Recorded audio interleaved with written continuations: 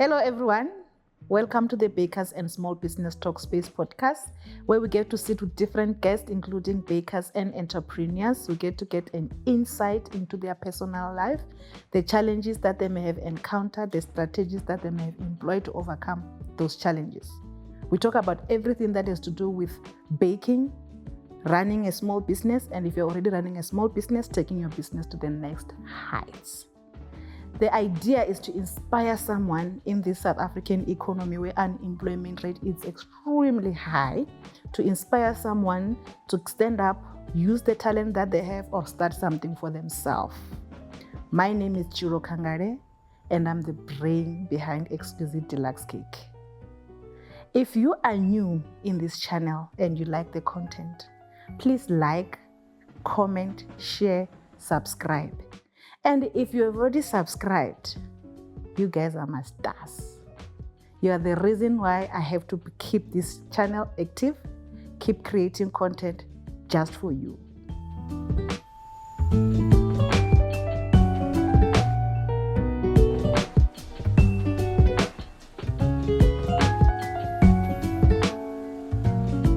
In today's episode, I have the gifted artist, the legend, if not the legend in the making.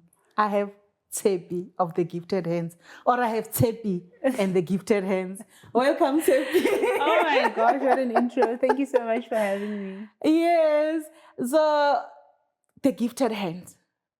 What a name. It's The Gifted Hands. The Gifted Hands. Yes. Okay. Take me through when you were naming the business, The Gifted Hands, because you are truly gifted. And I didn't know that, by the way, when I registered the business. So what had happened was I made my daughter's first, second, and third month birthday cakes. And got the third month, and I was just sitting there on maternity leave, and something just said, go register the business. It's like a voice dropped in my spirit. Okay. And then I was bored. I wasn't doing anything. And I just went to go see IPC in the Carlton Center. And when I got there, the gentleman was like, I need 3 possible names. Uh-huh. And the same voice that said, go register the business, said Gifted Hands. Okay. I'm like, Gifted Hands? Because like the last cake I made didn't show anything, you know? And then I told this guy, I'm like, Gifted Hands. And he's like, so they check on the system. It's like, no, the name is already taken. Uh-huh. And I said, the Gifted Hands. And then he says, it's already taken. And then I put an E there because it had to be Gifted Hands. And then that's how the name came about. Yes. Oh, wow. That's so interesting. Isn't it amazing how God works? True. Like, yeah.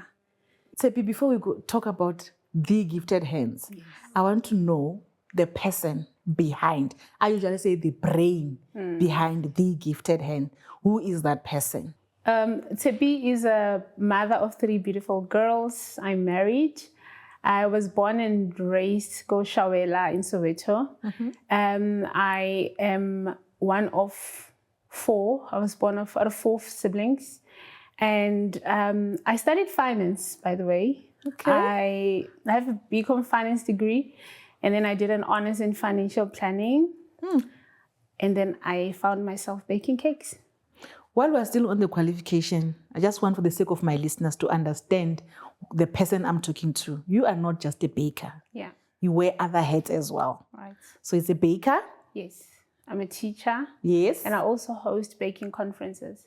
I think it's one available in South Africa, the only one I know. I think so. I haven't heard of any other ones, but yeah. So you can just say the trendsetter. Oh my gosh. Now I hope they understand when I said the legend, if not the legend, in the making.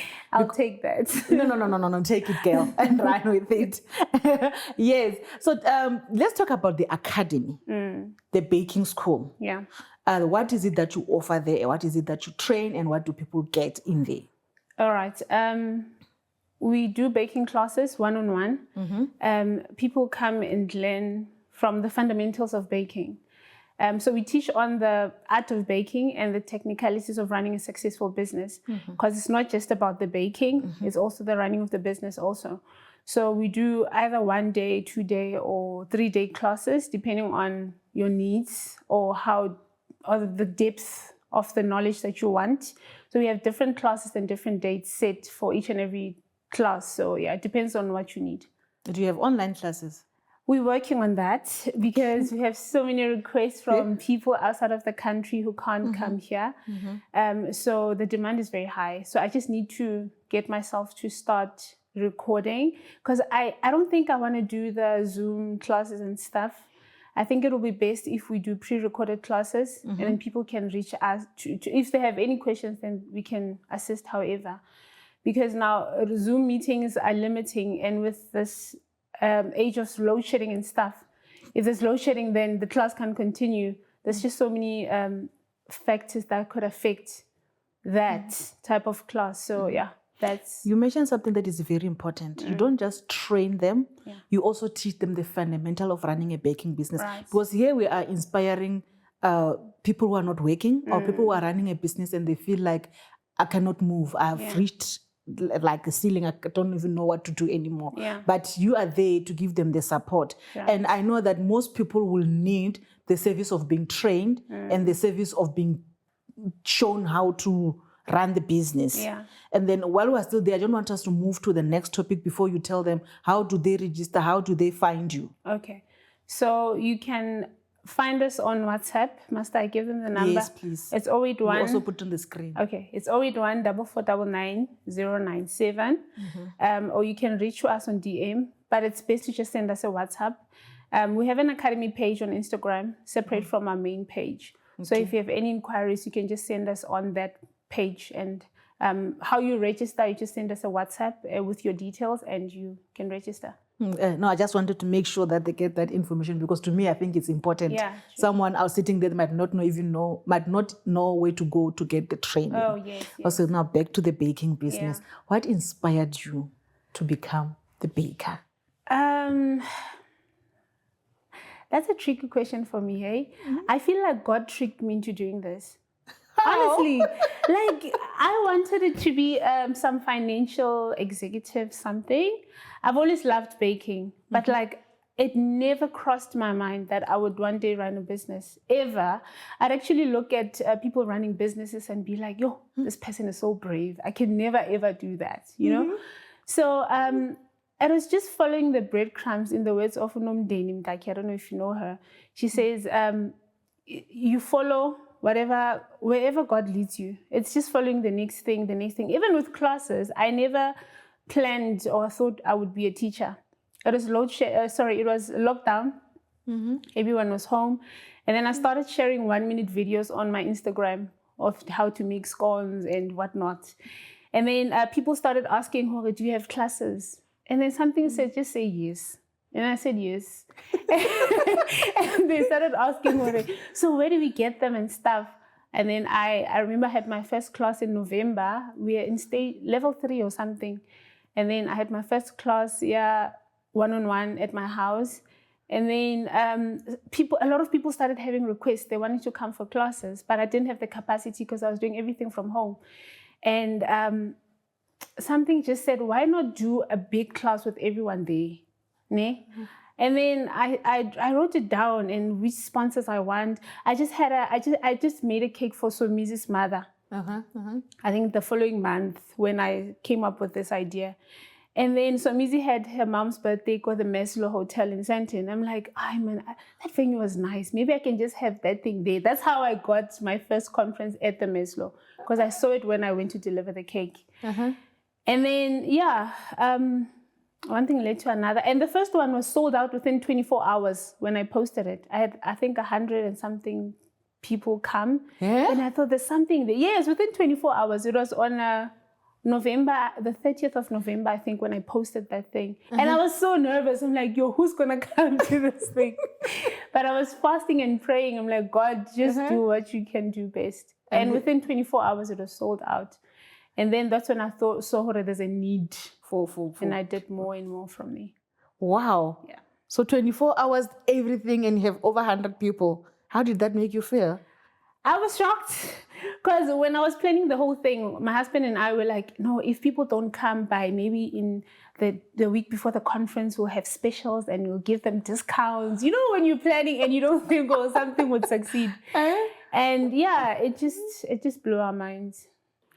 Listening to you, sharing the stories of starting the reels, posting them, the 5 minutes reels, posting them and everything. Can I tell you a story? I also find you in those reels. Is it? I find you posting the scone recipe. And guess what? Your recipe was almost the same as the one that I was using. Oh, wow. Except I add 2 things. Okay. I add, I think, the vanilla, and then I add the vanilla paste and the powder. And then I also add the vanilla classic dessert, whatever. And then when I looked at it, I'm like, yeah, this lady, and that recipe never fails. It never fails. Wherever I go, so when I said a recipe that never fails, and you went through it, and I'm like, yeah. It's the same thing. How did we get here? But how I got it is another story. I also got it from the internet. I twisted and everything. You were using 4 cups. Mine was 12 cups, but it literally, goes through the same thing. So I want to go back to the fact that you said you've got classes where you teach people how to bake and how to run a business. Right. So other than the skills of knowing how to bake a cake, decorate a cake and everything, what would you say is the skill that you need or it takes to run a successful business? Sure. You need to be consistent. You need to be persistent. There's days that you don't want to do this thing. You need to be disciplined. Yes. Discipline, I think, is the most important thing, because you do things even when you don't want to do it. And I think you must just know customer service is important. I started working F&B as a consultant, and I think that's where I learned a bit more about customer service and how important it is to treating people.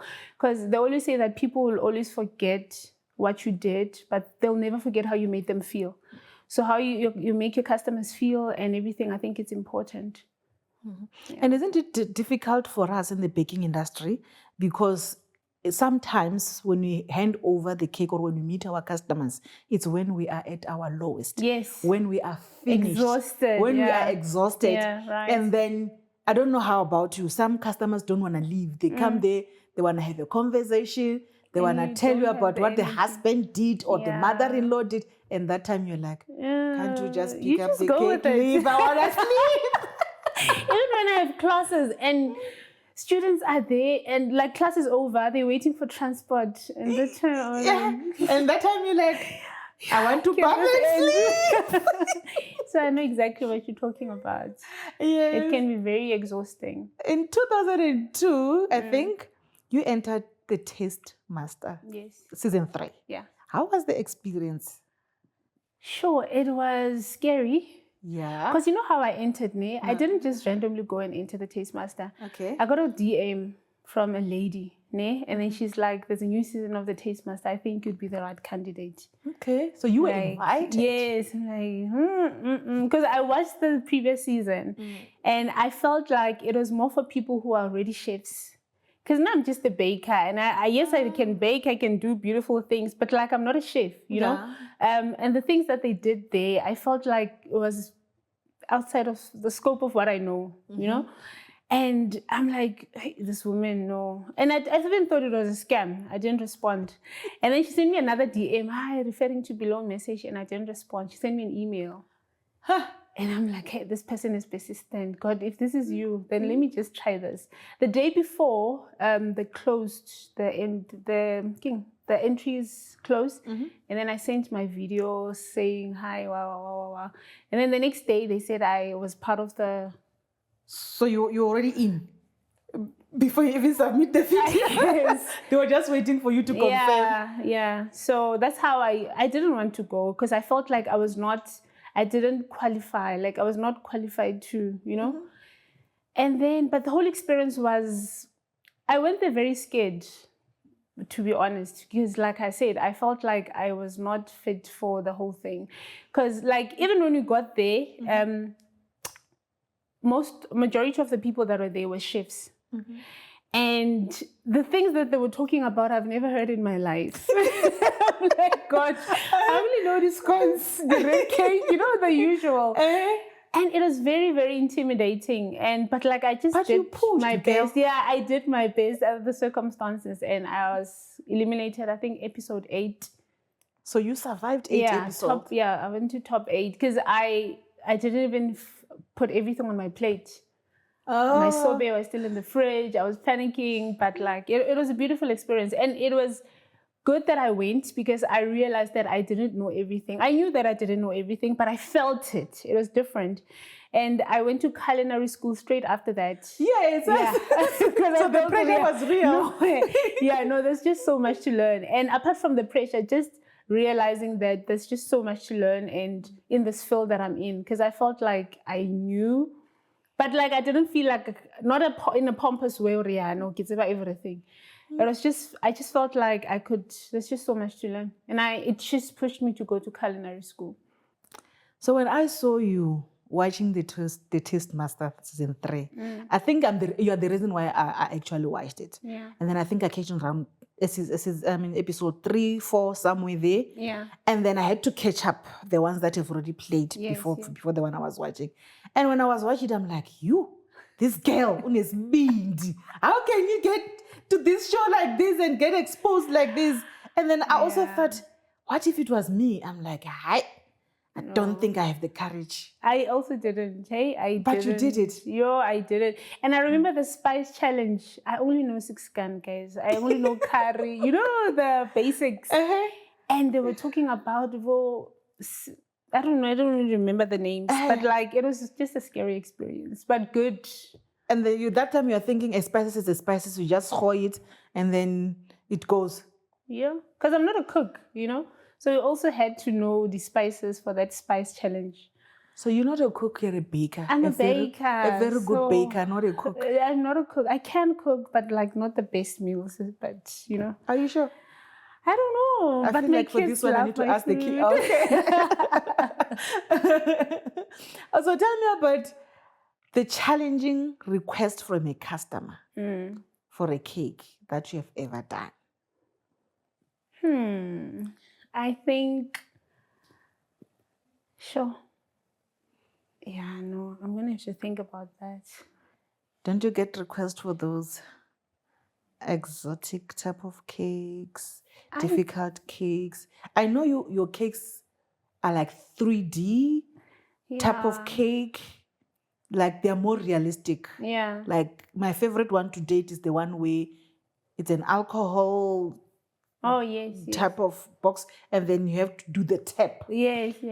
The first one that you did, you never showed us how the whole process was done. Yeah. You only showed when you open the tap and then the alcohol was coming out. Yeah. Only when you showed the process, that's when I'm like, oh, it makes sense. And I was like, this is the gifted hands, because that was the hands that's gifted to do all those things. But now you are more into them. I feel like you enjoy more of those type of cake than the normal cake. Because now everybody's doing the same thing. So it's just trying to find what sets you apart, because everybody's content is the same. It's exhausting, those types of cakes, but like I love the fact that it puts you out there and it makes you different.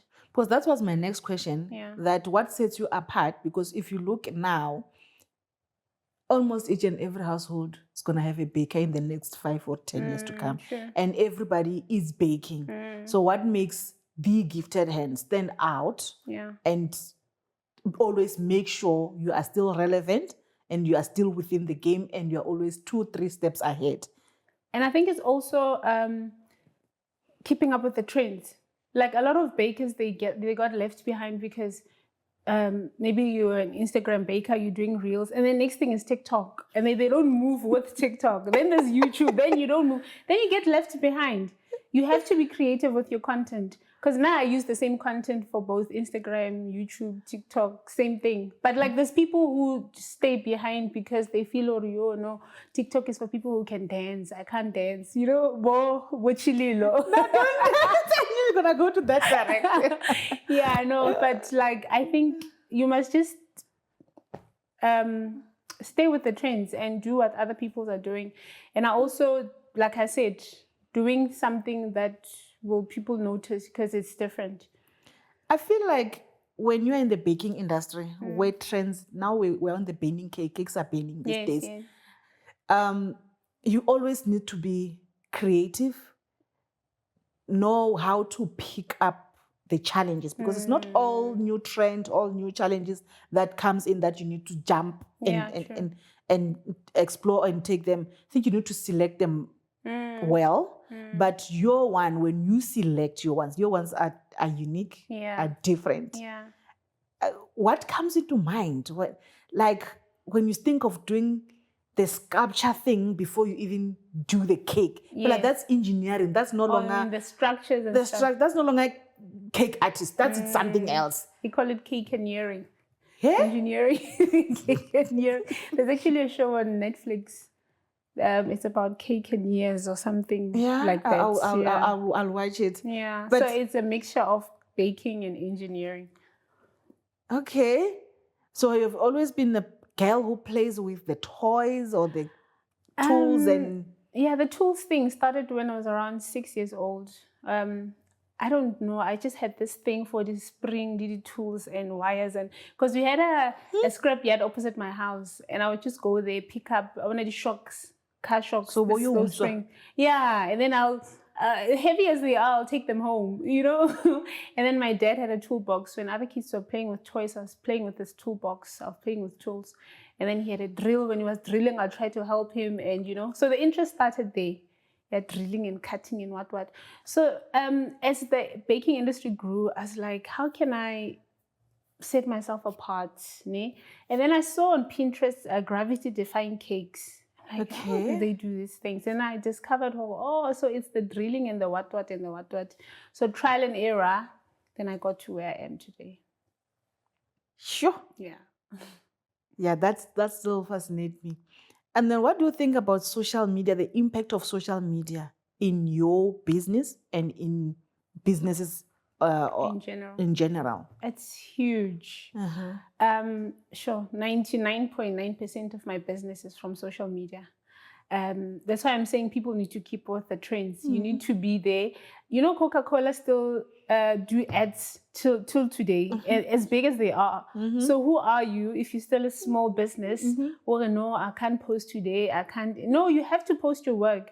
And I think people are so consumed with the likes and the engagement in their content that if nobody likes it, you feel like it's not good enough. It's fine. It's brand awareness. Somebody saw your brand. Just keep on keeping on. And because now sometimes you post something and it's like 5 likes, and then you get a request for that cake. Somebody saw it. It doesn't matter how many likes it is because people get demoralized. I get bakers who will call me, no, but nobody likes my content and what. But just continue. Someone saw it. You know, even if it's going to be slow, but it will happen. Yeah, consistency, right? What you're saying is very right. So many people are concerned with the following. They are concerned with the like or comment. Some, they feel like they need positive comment only. They don't want to be criticized. They don't want any negativity. True. So as a result, if they post 5 posts, for instance, and they get 2 likes, 3 likes, they get demotivated. They feel like nobody likes their work, whatever. But look at, let's say, TikTok, for instance. Yeah. For me, if you post, move on. Yeah. Don't even worry and follow on whatever. If it does well, it's fine. If it doesn't, it's fine. But if you look at the views might be 10,000. Yes. But the like might be 10. Yes. 10,000 people saw it. Saw it. They just didn't like. Yes. They just didn't comment, but they saw it. So in spaces like Instagram and Facebook, the difference is most of your followers are people who know you. They follow you because they know you or they know what you do. Yes. But whereas in the TikTok, then there's this page called For You page. Yeah. So they just take it there. So everybody, whether they're following you or they don't follow you, they don't have a choice. It is there for you, and they like consuming cake content. They'll see it. They will see it. Yeah. So people get discouraged by that. But also, these days people don't necessarily watch TV. So if you want to advertise something, or you say I'm selling, I'm a seller, that means you need to go where people are. Yes. And where are the people? In TikTok. Everywhere in the social media. Facebook, Instagram, People are, whether you're sitting at church, whether you're sitting in a meeting, at a funeral, you'll hear, a song playing around, Yes. so to show that somebody is on social media. People are consuming a lot of social media, which means that you need to post on social media. Yeah. But also, what advice would you give someone who say, I cannot post on social media because I don't have the space? Like, people need to have sort of photocopy Instagram space where they will take their content, they mind where they're taking their content. They need to portray a certain lukunyana so that it. You know, with my cakes, a lot of people thought I have a studio where I take pictures of my cakes. And you know what I did? I just bought one of those tiles, those big ones. I bought two, one for the wall and one for mufats, you know. So and then I put a stand, I took my pictures there outside. And especially when people... Outside? Yeah, outside. Because there's natural light, so the pictures are nicer. Yes! So you must just be creative. You don't need a beautiful space or whatever. When it's raining, then I'd put it next to a window, but still using those tiles. Because it was white, you know? So people I thought it was in the kitchen. Oh, not even. My kitchen is no very ring dark. light? No ring light. Just outside. And then when it's raining, then it was a bit of a challenge. I would go to the garage, but there's still light. Then I'll take pictures there. So you don't need a perfect space. And these days I saw on YouTube, you can actually have a fake background. Yeah, people must just go and search. I don't know what they call it. Not background remover. No, like maybe I want this beautiful background. Yeah. It looks like this kanti. It's like a picture or a filter or something. I do whatever I'm doing, like a YouTube video, and then I go to this website. I put a fake background, and it will look like I'm in a space like this. Kanti, I'm at home. Wow. Yeah, you must actually check it on YouTube. I don't know what it's called, but fake backdrop or something like that. And you know what I use? Yeah. When I had my 40th birthday, revealing my age, Yes. I've passed the 40. Yes. You know that board that's right, welcome to the Chiriro's 40th birthday? Yes. The other side is white. The other side is black and what. Okay. I took that one, flipped it. I always put that one behind the cake. Creativity. It's only recently that box is tired. That box is over 5 years now. And you know what I did now? At my studio, the paint is yellow, and I prefer white. It's like a light yellow. So what I did was... it's white. No, it's not. I took a wooden board. I bought super wood. And then I bought tiles, peel-offs. I don't know what they call it. One of those tiles that you peel and stick. I don't know if you know them, but there's tiles that you actually peel and stick, and then I sticked that on the board, and that's what I use for my backdrop.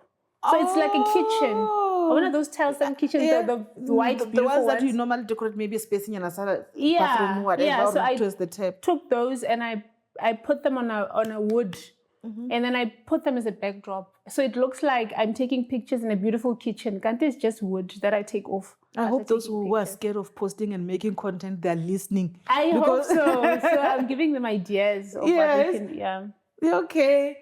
So Tshepi, we're about to head to my kitchen where I've got a small surprise for you. Okay. But before we do that, I just want to ask you 2-3 more questions. Okay. Have you ever had a disaster in the kitchen when you're baking a cake? And how did you come up out of that disaster? I had lots. Yes. But I think the most traumatic that stands out is that I had a wedding cake to make, and I actually put it on my calendar on the wrong date. Yeah. So the wedding was on Friday, and I put it on my calendar on Saturday. Yeah. So the bride said I must come on around 12 o'clock. So around 5, they called me on Friday, and they're like, where are you? I'm waiting for the cake. And at that time, it's only then that I was busy with the cake. I think I had just baked it. I was about to ice it and stuff. And they're like, where is the cake? And it was to be the tallest cake I've ever made then. I think it was 5-6 tiers at the time, and I was so excited about the cake. And she's like, where are you? We're waiting for the cake. I go, no, the cake is for tomorrow. Got confidence. And she's like, no, we're waiting for it now. And then they got mad. They hung up. If I didn't die that day, I'm still shocked. Yeah. And then I was panicking. I had dummies, and And then I quickly took dummies and I covered them. It was around 5 o'clock, yeah. I covered the dummies in fondant, the quickest covering I've ever done. I think it took 10 minutes to cover 4 dummies. I covered them in fondant, and then I rushed to nearly go the wedding venue. Garden venue. The garden venue. Yeah. I drove there. I was a mess. I was dirty. I was crying the whole way. I was praying like, God, please just make this woman not to be mad at me. When I got there, I gave this cake to one of those people who work there as the planners. I gave it to her, and then I said, please take this dummy to that room. I didn't even want to come close to the room. And then I left. At night around 3, she sent me a message. She's like, I'm so disappointed. Ne? Granted, like Lena, I knew her. And she's like, I'm so disappointed. Like, I'm so sorry. I can bring the cake tomorrow, because it was 2 days. I knew it was 2 days, but I thought it was Saturday, Sunday. Can't do it was Friday, Saturday. And I'm like, no, I'll bring the cake tomorrow. And she's like, no, I don't want it anymore. Ooh, I was traumatized. So what do you do with the cake? No, she said she came back around 5. She's like, you know what, it's fine, just bring it. I'm disappointed, but it's just something that's making me, I can't be angry at you for some reason. I don't know why. Just bring it tomorrow. And then the next day I took the cake, and do you still have pictures of that cake? I do. And when you look at me in that picture, you can tell, oh, I went through a lot. Sure, and I even made an excuse, go question. I'm like, the glare of the sun, it was so hot. The girl was so stressed. I would die. If I didn't die that day, because I remember after they hung up, I was standing next to a table. I almost fainted. You thought it was a prank, maybe? As for a wedding cake. Of all the things. So always having dummies at your house helps. It helps. It helps. Because now you can't, even if you've baked a cake, you don't have enough time to ice it and what if it's an emergency. So I just want you to take me through a situation where maybe you had a difficult customer, the ones that you feel like, I shouldn't have taken this order. Yeah. And then how did you deal with the situation? I've had lots of difficult customers. Sure. The one that I can think of, I was just starting off, and this gentleman ordered a cake for her twins. And I think he's an attorney or something important, because the words that he was using when he was insulting me, because he came to collect the cake. Kanti, I don't know, the cake was late or something, and I was not done or something like that. And he came, and then he told me, Hore, he's going to get me arrested for, what should we saying, that guy? He insulted me, hey? Because I remember by the time he left, there was this guy who was standing next to me. He was passing by and he saw me crying by my house. And he was like, no, I'm like, this guy is busy insulting me. He insulted all of us. He was that angry. The whole family. Yeah, everybody who was there.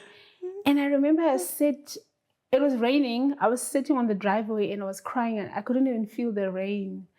I was wondering, why am I even doing this? Like, I don't deserve this nonsense, because now I went to school. Why don't I just go back to work? Because like dealing with these customers, it's just a lot. And I just refunded the customer. They took the cake. They drove away with it. And I sent his money back. Because he said, no, this is my money. This is my money. Because like customers sometimes have this tendency of making you feel like because they paid you, they can ill-treat you. I don't take that. I refunded the customer his money. And but the wife paid it back, because she's like, no, maybe I know my husband can be like this and whatnot. And for an attorney. Yeah, he's like, he used these terms that he's going to take me to court, to the highest court. I'm like, for a cake, to the highest court for, I don't really remember the names, but like, yeah. But yeah, I just refunded the customer and apologized for whatever, and I got the money back, but yeah. You feel like you like crying. Are you crying, baby? No, I'm not even, hey. Only in as I get older, I cry. I never used to cry. I was a tomboy. I don't know what's going on. I think it's age and these kids, but no. Because I think today you mentioned it 3 times. I cried. So yeah, like with the But it's good. Crying. It's a release, yeah. And you feel better after that. Are you sure? I'll try it. You don't cry. Not quite. I only learned to cry when I lost my brother. Is it? Yeah.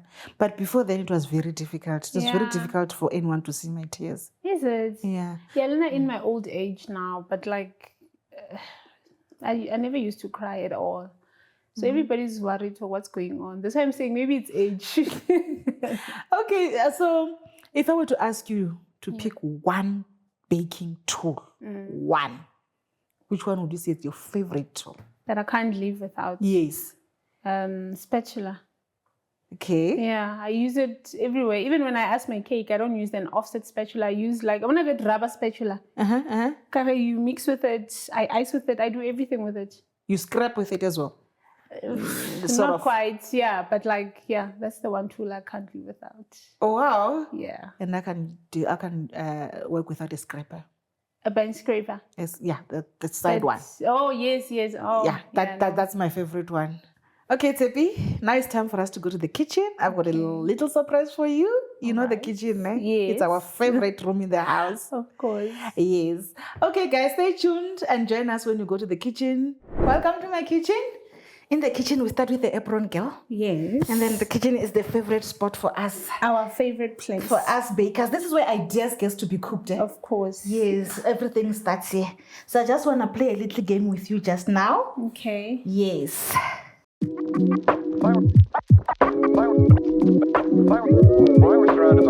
Okay, Tshepi, we're in the kitchen. Yes. I just want to test your skills. This is the things that we use on a daily basis.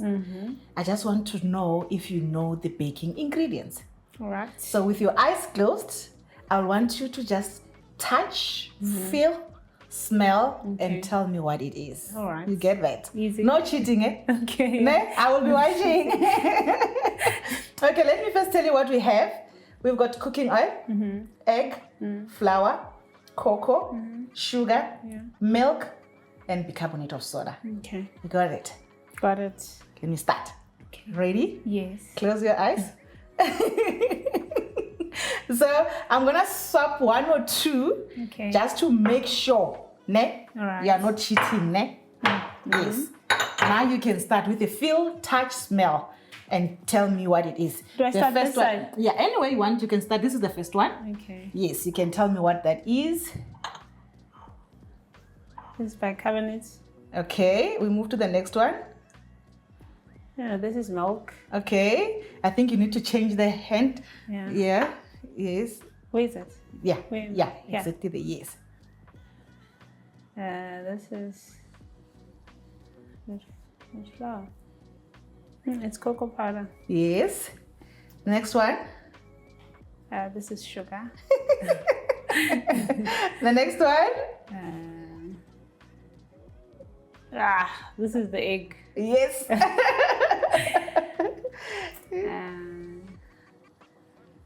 It's flour. Yeah, this is flour. Okay. I feel like you need to bring the other hand now. The next one. Yes. Here. Yeah. This is oil. Yes. Oh, Tshepi, it definitely belonged to the kitchen girl. You got all of them right. And then yes, the paper towel, please clean your hands. Thank you, thank you. Yes. Tshepi, if I ask you your earliest memory in the kitchen, Yeah. when you're still young, that still stands out even today. Every Christmas Eve, we would bake with my mom biscuits. Remember those biscuits that you used a fork to... The biscuit gun and the fork. No, we didn't have a gun at the time. We just used a fork. We made balls and then used a fork. Yeah. Those are the biscuits. And yeah, every year. And we'd go to my uncle's house the next day for Christmas. With the cookies. Yes. And they're waiting for the biscuit. Yeah, that's the earliest memory. For someone who wants to start a baking business, one advice that you can give to that person, what would it be? Just start. It's the most difficult thing, but just start with what you have. Because I started with those 2 plates with the oven underneath. Okay. I started with those because when we bought our house, Go Pretty Lane, it had those small ovens. That's what I started with. And then I bought a bigger oven and then I bought a bigger one. So don't wait until you have everything before you can start. Just start with what you have because that is the biggest problem with a lot of people. They're sitting with ideas, they're sitting with talents, they're just struggling to start because they're afraid to start. Yeah, so just start and then you will see where it takes you. Just do it worried, do it scared, do it unsure, just do it. You know what? When I started, Yeah. I didn't even know that there's something like a scraper, a spatula, even a cake board. Sure. Because in the olden days, we used to buy cake in that beer cardboard thingy. Yes, yes. So when yes. I started my cakes, I used to use the plate. Oh, wow. Like the normal plate, I put the cake there and I decorate there with the knife. Like, wow. you know, the Yes, knife, yes, yes. with the knife only, and then I'll scrape. I remember when you start, the neatness and the perfection doesn't matter. Yeah. It's only when I started going into it in profession, then I knew there's cake board, there's spatulas, there's scrapers, and all those things. Yeah. That's why I'm saying people must just start with what they have. If you don't have a rolling pin, you'll use a bottle. Just start. And then from there, the passion will take you wherever you have to go, but just start. So true. Yeah. Tshepi, I really enjoyed having you. Thank you I think so we need much. to go back to the couches. Okay. Where we're going to have to finish this episode. All right. Yes. Thank you very much. Thank you so much for having me. I'm so excited. Welcome back, guys. We had fun in the kitchen, Tshepi. I really enjoyed that. Now, my viewers or someone who's staying close to where you are might want to know where you are based, how to get hold of you, might even want to follow you on social media, might even want to use your services. Can you please tell them where to find the Gifted Hands? Okay, you can find us on Instagram, Facebook, TikTok, YouTube. It's The Gifted Hands. And we're based in Alberton, Brackenhurst. And our contact details is 081 4499 097. And you deliver everywhere in Gauteng? Yes, we deliver, but using Uber. I personally only deliver wedding cakes. But everything else, if you can't collect, we deliver using Uber. Thank you. Thank you, Tshepi. I can't wait one day to visit the shop and taste the cake. Yes. Yes. Thank you very much for joining in. Thank you so much for having me. I had a good time. I appreciate it. Thank you. You're welcome. Thank you guys for joining in. Stay tuned for the next episode where I get to sit with another guest. We get to unpack their journey and also get inspired. My name is Chiro Kangare, the brain behind the Exquisite Deluxe Cake. Ndikonanga nkonisaho.